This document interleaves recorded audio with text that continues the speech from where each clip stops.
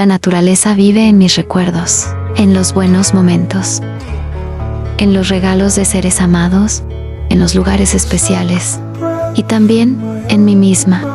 Cada árbol guarda historias, cada semilla es esperanza, cada rama es un abrazo eterno. Cuidarla es cuidar lo que somos, y sembrar más árboles es sembrar vida para siempre.